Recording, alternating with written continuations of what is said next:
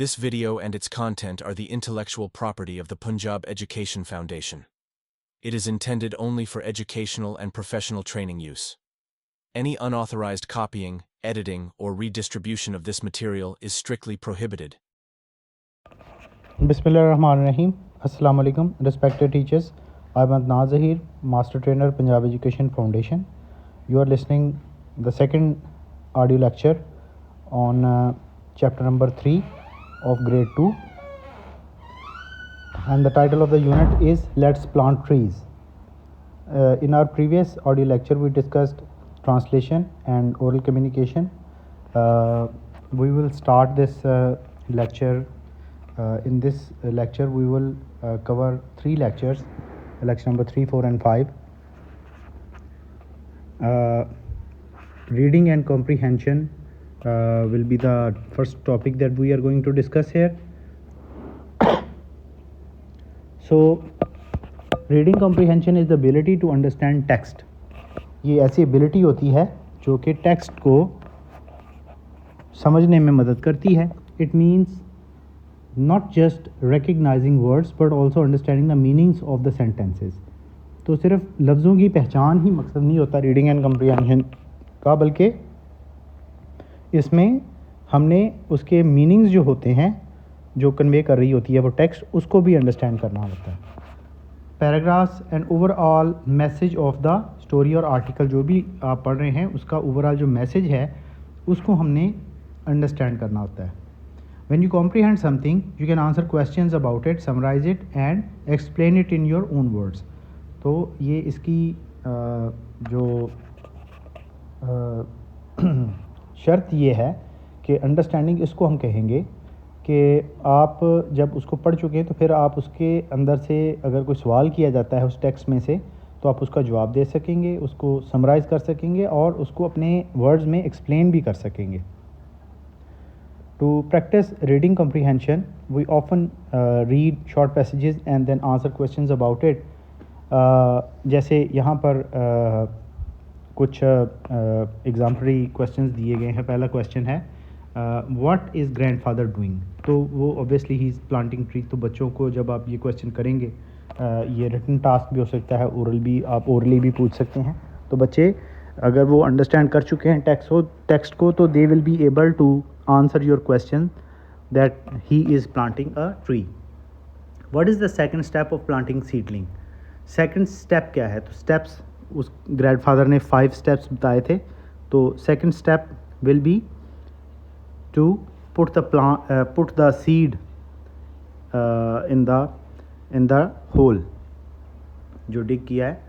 तो who loves greenery all around in the story? तो जो मेन कैरेक्टर है जैन बच्चा, he likes greenery all around. तो कॉम्प्रीहेंशन के लिए जो की फैक्टर्स हैं वो क्या हैं?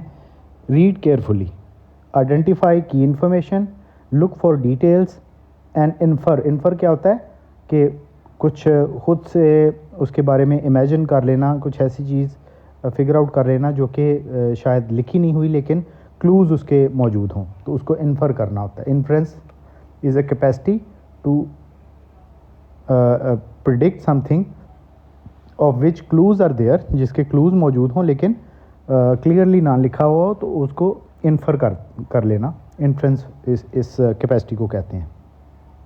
तो रीड केयरफुली मतलब क्या होगा कि इसको आपने रश नहीं करना बल्कि आराम आराम से आपने इसको आराम आराम से पढ़ना है. आइडेंटिफाई की इन्फॉर्मेशन वो क्या है? Who, what, when, where, why, how.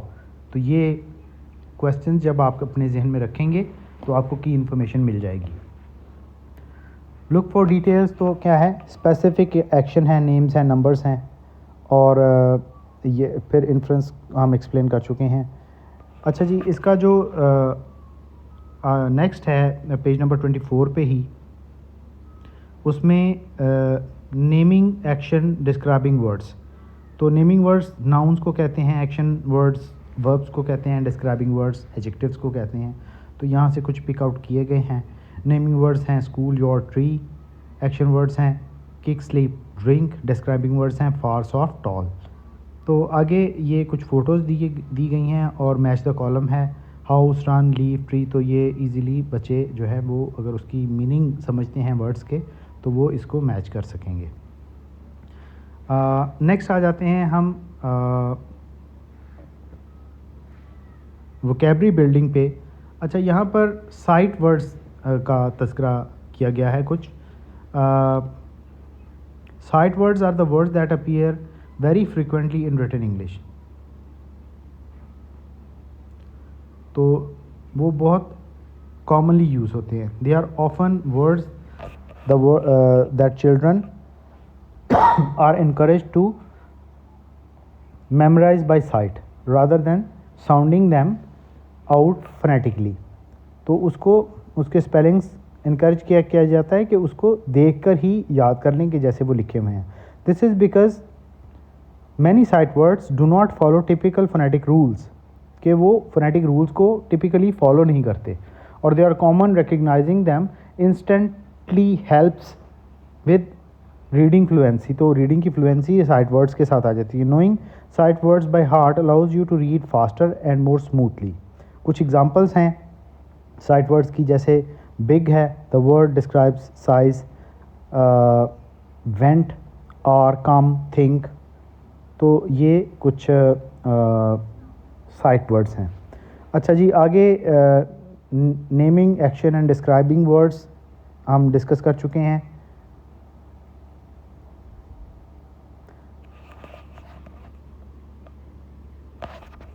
ये कुछ MCQ की एक्सरसाइज है पेज नंबर 25 पर। तो ये again this has been extracted from the text. तो पहला है Sunday morning Jain was in his grandfather's house, shop, garden, farm. तो गार्डन में था। Jain's dash was planting a seedling. तो ग्रैंड फादर कर रहे थे। After planting a seedling sprinkle some dash on. तो क्या स्प्रिंकल करने का बोला था? Water. Dash steps are there to plant a seedling. तो उसने how many steps did he tell us about? 5 steps की बात की थी। यहाँ पर वैसे 5 का ऑप्शन हमारी टेक्स्ट बुक के अंदर तो नहीं है, लेकिन एक्चुअली वो जो वहाँ पर दिया गया था वो 5 थे। सो ये कोई टाइपो एरर है इन द बुक। ऑप्शंस जो दिए गए हैं वो 4, 6, 3, 8 हैं, जबकि करेक्ट आंसर्स 5। अच्छा जी, इसके बाद आ जाते हैं आगे। तो वोकैबरी बिल्डिंग है। Read the given words with their meanings. तो ये भी रीडिंग एंड कॉम्प्रिहेंशन में लैंग्वेज पे जो फोकस समझ लें कि एक आस्पेक्ट है उसका कि इन वर्ड्स को और उनके मीनिंग्स को लिखना है। पिट क्या होता है ये हम डिस्कस कर चुके हैं डिफ़िकल्ट वर्ड्स की मीनिंग्स के अंदर अपनी पिछली ऑडियो में, कि पिट का मतलब होल है, डिग का मतलब खोदना, sprinkle pour small drops of water liquid. Read vegetable and fruit names apple, mango, orange, banana and peach. ये कुछ फ्रूट्स के फ़ोटोज़ दिए गए हैं in order to build the vocabulary of the students. अच्छा, अब यहाँ पर कुछ MCQs हैं इसी एक्सरसाइज इसी लेक्चर की कॉम्प्रिहेंशन के लिए, वो आप लोगों के सामने रख देता हूँ। What are the main goals of reading comprehension? तो इसका बी ऑप्शन है इस तरह से, which of these is a sight word.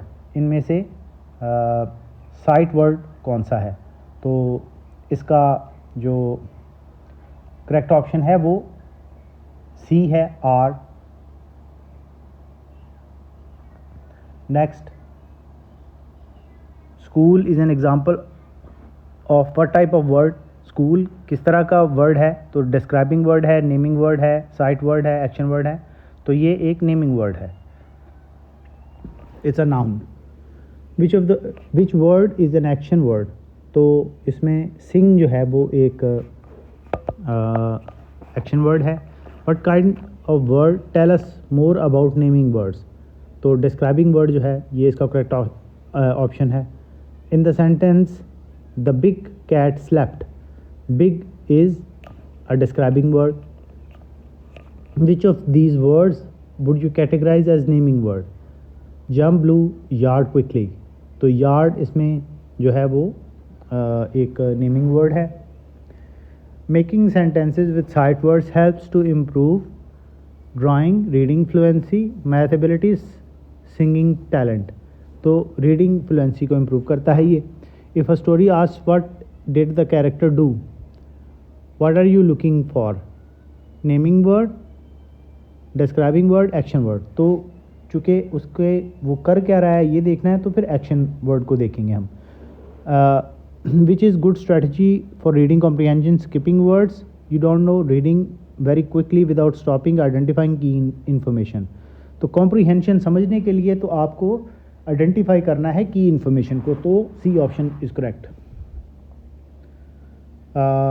Site words should always be sounded out letter by letter, तो नो, ये फॉल्स है. ये ट्रू एंड फॉल्स की एक्सरसाइज है आगे.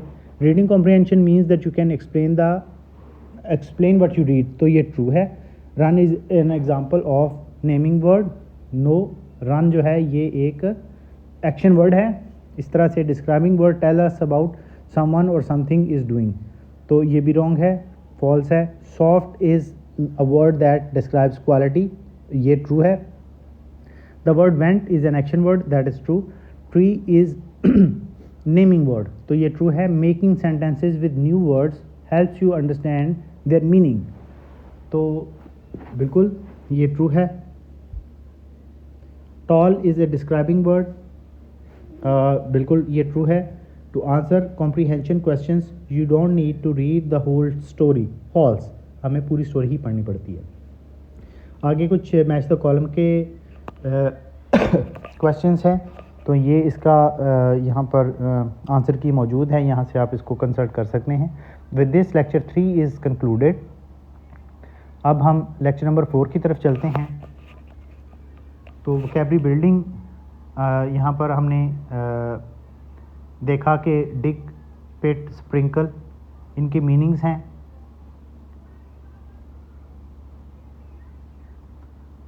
इस तरह से कुछ फ्रूट्स और वेजिटेबल्स इनके नाम दिए गए हैं. हमारे पेज नंबर 25 पर उनको डिस्कस किया गया है.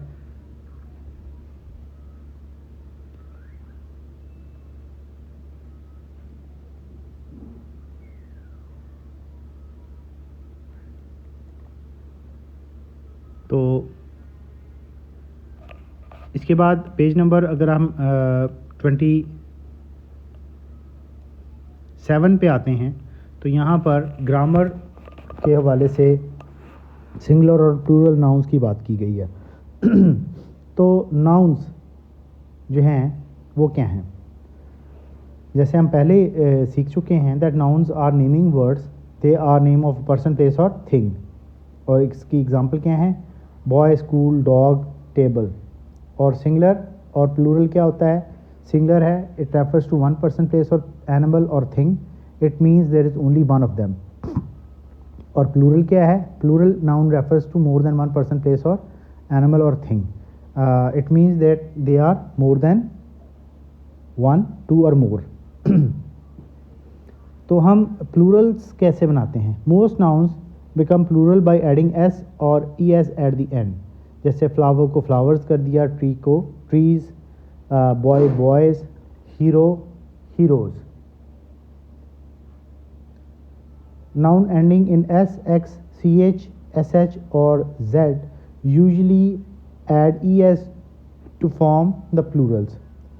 Box becomes boxes, bus becomes buses, glass becomes glasses, watch watches, fox foxes. तो ये रेगुलर नाउन्स हैं.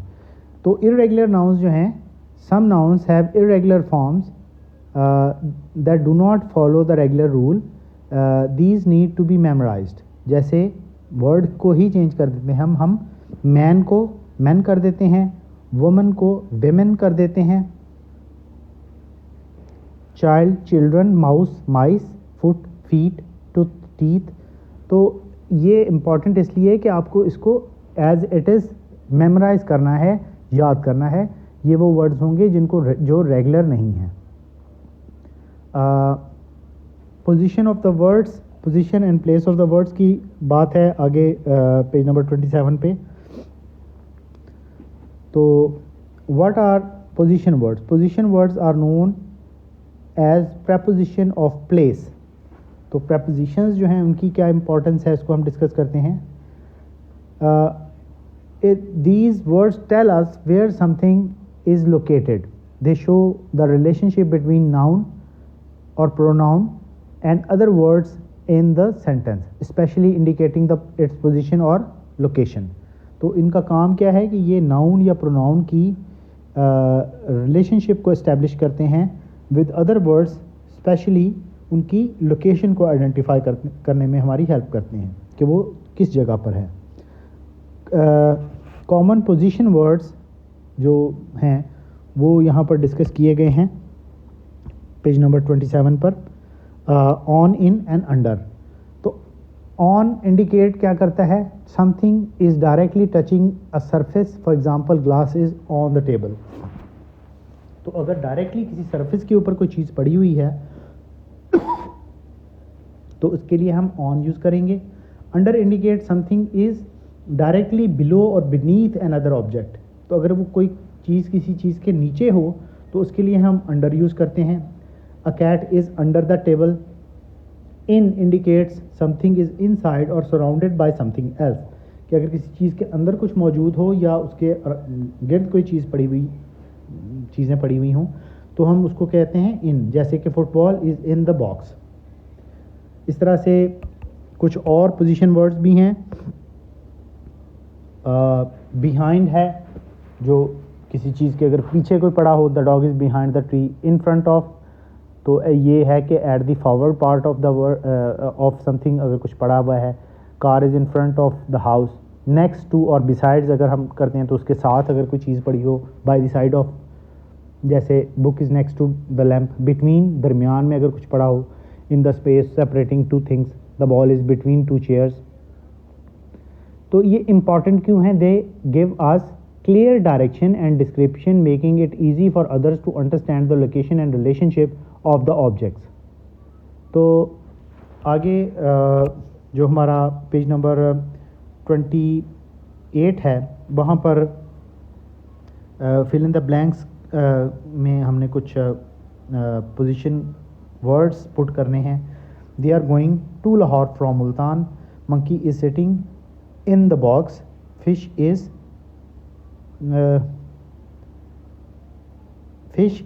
इन द बॉक्स।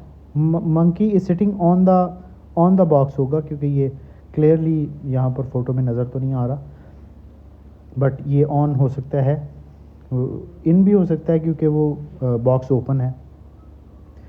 अच्छा जी, आगे हमारी जो 28 पे राइटिंग का जो आस्पेक्ट है उसको टारगेट किया गया है। तो व्हाट इज़ पैराग्राफ? सबसे पहले तो हम इसको डिस्कस करेंगे। Paragraph is a group of sentences. ये ग्रो होता है फिक्रों का, दैट और relate to a single main idea, एक आइडिया से related. Sentences in paragraph work together to explain describing something. तो ये जो सेंटेंसेज हैं ये एक किसी चीज़ को एक्सप्लेन करने के लिए इकट्ठे काम करते हैं। When you complete a paragraph using words you need to, आपको क्या क्या करना चाहिए एक पैराग्राफ को कंप्लीट करने के लिए? Read the existing sentences carefully. तमाम सेंटेंसेस को गौर से पढ़ें। Look at the words and understand their meanings. उनके मीनिंग्स को अच्छी तरह से अंडरस्टैंड करें तमाम वर्ड्स के। Think about which word fits logically, कि कौन सा लफ्ज़ बेहतरीन तौर पर फिट आता है, मुनासिब है किसी जगह पर grammatically. Read the completed paragraph aloud. Check if it makes sense and flow smoothly. तो ये यहाँ पर एक एग्जाम्पलरी पैराग्राफ है जो कि मेंशन्ड है। इसमें ब्लैंक्स में आपने कुछ वर्ड्स पुट करने हैं। सो इसको मैं कंप्लीट कर देता हूँ आपके लिए। Imagine we are talking about Jan's grandfather and his garden. We have words like flower garden, fish care, fruit colors. Zan loves his grandfather's garden. It has many pretty flowers. There are different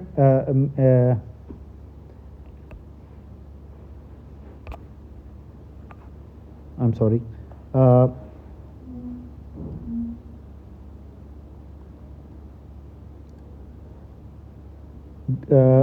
Zan's grandfather always takes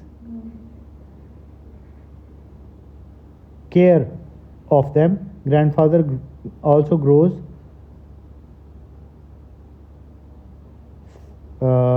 fruits in his garden.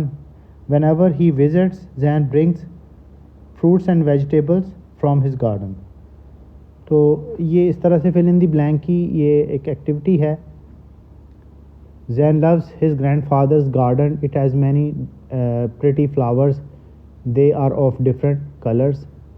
Zan's grandfather takes care of them. Zan's grandfather also grows fruit in his garden. Whenever he visits Zan, he brings fresh vegetables from his garden.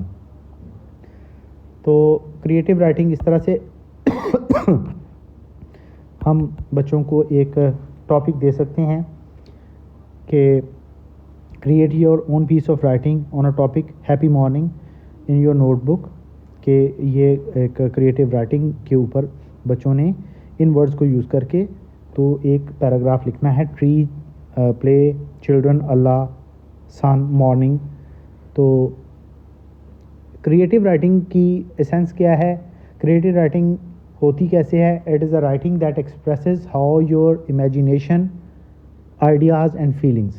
It's about telling a story, describing scene और sharing your thoughts in an imaginative way. तख्लीकी तौर पर आपने इसको यानी create करना होता है। Understand the topic happy morning. Think about what makes the morning happy for you. Brainstorm the ideas. What do you see, hear, smell, feel? Who is there? What happens? तो ये सारे इस तरह के क्वेश्चंस आप बच्चों को बता दें कि ये चीज़ें अगर आप खुद इमेजिन करें तो उससे आपको हैप्पी मॉर्निंग का जो एक कॉन्सेप्ट है वो क्लियर हो जाएगा। तो फिर आपने क्या करना है, बच्चों को बताना है कि right sentences and connect them, कि आप बच्चों अब इन सवालों को जहन में रख के और इन वर्ड्स को अपने जहन में रख के तो सेंटेंसेस बनाएं और फिर उनको आपस में जोड़ दें। बी डिस्क्रिप्टिव, यानी डिस्क्राइब करें, वजाहत दें, words that make your writing lively. तो एग्जाम्पल स्टार्टर इसका एक यहाँ पर दिया गया है। It was beautiful morning, the sun was shining brightly and the birds were singing. I looked out of my window and saw a tall tree in the yard. Soon the children from the next door came out to play. I felt so grateful to Allah for such a happy start to the day. तो यहाँ पर की क्या है कि आपने practice करनी है ज़्यादा से ज़्यादा। Do not be afraid to write, हिचकिचाए नहीं, even if it's just few sentences. The more you write the better you become. तो practice makes a man perfect, जैसे कि एक बड़ी मशहूर कहावत है। तो आपने बच्चों को कहना है कि हो सकता है कि पहले स्टार्ट पे आप ज़्यादा या अच्छा ना लिख सकें, लेकिन प्रैक्टिस करते रहेंगे तो यू विल सर्टनली इम्प्रूव। तो अब इस एक्सरसाइज की कॉम्प्रीहेंशन की हम बात करते हैं। तो सबसे पहले MCQs हैं। Which word is plural form of bus, buses? तो option B. What is the plural of form of box? तो option C. The book is dash to the chair. Which position word fits it the best if the book is directly beneath the chair? तो under आएगा। Which word is singular form of noun? Which word is in singular noun? Flowers, children, glass, trees. तो glass. The word watch as in clock on your wrist becomes plural by adding es. तो आखिर पे ch था ना, तो es आएगा. In the sentence the bird is sitting dash its nest, which position word is most suitable? In, under, over. तो in his nest होता है. A group of sentences about one main idea is called paragraph. Which of these words would you describe to state of produce that has just been picked? Fresh. So if you are writing about happy morning, which of these words would be most relevant? Moon, night, sun, stars. तो sun आएगा, बाकी सारी चीज़ें evening और night से related हैं. What type of writing allows you to use your imagination? तो creative writing. True and false की exercise है. A singular noun refers to more than one. False. Plural of flower is flowers. True. Position word tells us when something happened. False. On is a position word. True. Noun ending in x usually add es to become plural. True. A paragraph can have many different ideas. No. A paragraph must have only one main idea. The word child becomes childs in plural. False. Children होता है, irregular है ये. When completing a paragraph, you should choose words that make sense in context. True. Behind is a position word. True. Creative writing is only about writing facts. No. Imagination का इस्तेमाल होता है, तो ये फॉल्स है. इस तरह से यहाँ पर मैच द कॉलम की एक्सरसाइज भी है. इसके लिए यहाँ पर आंसर की मौजूद है इस लेक्चर नंबर 5 के अंदर, तो उसको आप यहाँ से देख सकते हैं, डिस्कस कर सकते हैं. तो with this unit is completed. Thank you very much.